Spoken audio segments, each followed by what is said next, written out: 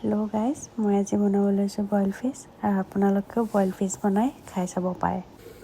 এতিয়া মই কেৰাহীটো গৰম হ'বলৈ দিছিলোঁ। তাত মই 2 পিচ মাছ দি দিলোঁ, কাৰণ মই অকলে খাম। মই বইল খাই বহুত ভাল পাওঁ, সেইকাৰণে মই 2 পিচে দিছোঁ। এতিয়া মই টমেটো দি দিলোঁ, বিলাহী।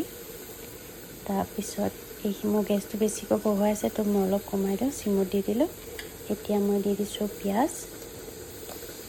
আপোনালোকেও এনেকৈ বনাই খাব পাৰে। মই বইল বস্তু বহুত ভাল পাওঁ, সেইকাৰণে মই আজি বইল খাম বুলি ভাবিলোঁ।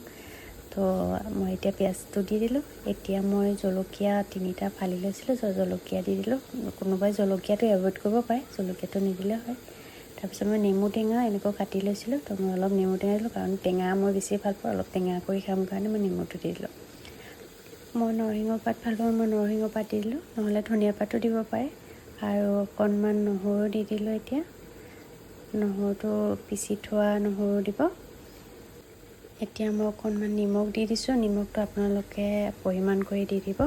আৰু মই এতিয়া অকণমান জালুকৰ গুড়ি দিছোঁ, আৰু সৰিয়হৰ তেলটো আপোনালোকে দিলেও দিব পাৰে। সেইটো অকণমান 2 টোপালমান দি দিলে হ'ব, আৰু নিদিলেও হয়। মই এতিয়া লাষ্ট পানী দিছোঁ, পানী দি এতিয়া মই ঢাকনিখন দি দিম। তাৰপিছত মই গেছটো মিডিয়াম ফ্লেমত দি পেলাই উতলিবলৈ দিম। আৰু মোৰ এতিয়া ফিছ বইল ৰেডি। আৰু আপোনালোকে এনেকৈ বনাই চাব পাৰে, আৰু বহুত সোনকালে হৈ যায় এনেকৈ বনালে, আৰু খাবলৈ বহুত সোৱাদ লাগে। তো আপোনালোকেও বনাই চাব।